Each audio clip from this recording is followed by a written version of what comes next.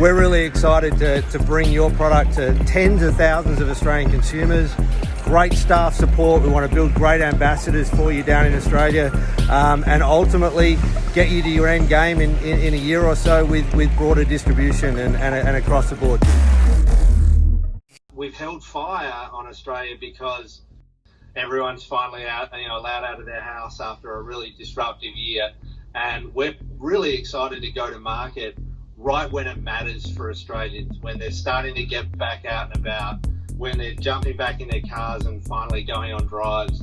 We'll have the brand being demoed live in the 3 biggest hotspots in Australia. We'll have a new store launching in Brisbane. We're launching in Melbourne and Sydney. So we're expecting a great response. We've got massive events coming up in January through to March in Australia. We have events like the Formula One Grand Prix, which is the first Grand Prix of the year.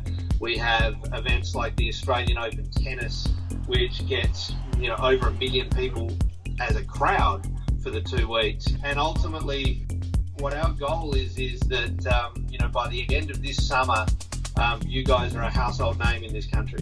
That's awesome, man.